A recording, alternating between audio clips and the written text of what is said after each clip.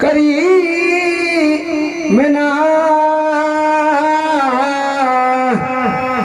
सल्ले अला मुहम्मद।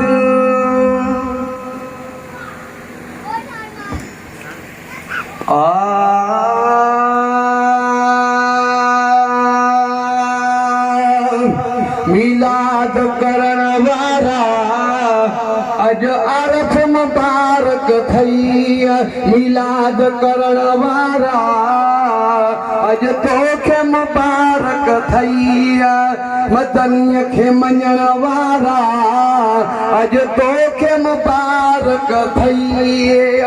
मदनीअ खे मञण वारा अज तोखे मुबारक हर साल अचण वारा अज तोखे मुबारक ओ गरीबन ऐं मिस्कीनन जे तन मन में मोहम्मद गरीबन ऐं मिस्कीनन जे तन मन में मोहम्मद दिलियुन में रहण वारा अज तोखे मुबारक मिलाद करण वारा सजण तोखे मुबारक मिलाद करण वारा सजण तोखे मुबारक जे भी हुजूर जी दावत कई हो खुश नसीब आहे। जे भी सजण जी दावत कई हो खुश नसीब आहे। जे भी हुजूर जी दावत कई हो खुश नसीब आहे।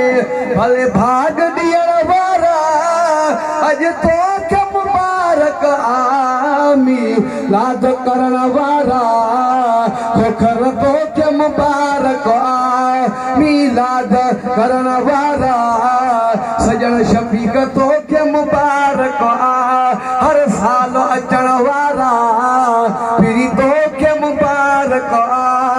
इन महफिल में आया ना तो खा मिठा प्यारा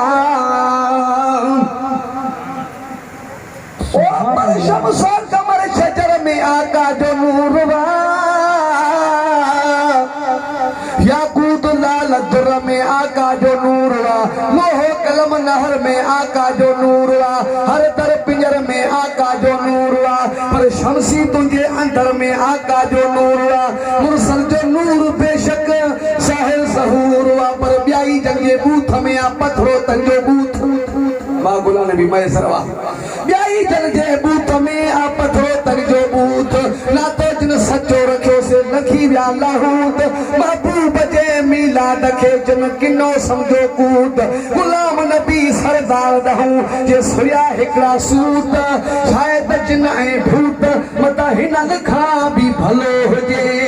हिन महफिल में आया ना तो खां मिठा प्यारा सच्चा बोल ॿुधण वारा सच्चा बोल ॿुधण वारा अज तोखे मुबारक मिलाद करण वारा अज तोखे मुबारक ओ हबीबल जी हुब में समीर ओ हबीबल जी हुब में समीर अदना त लिखी आहे। हबीबल जी हुब में समीर हिया नात लिखी आहे।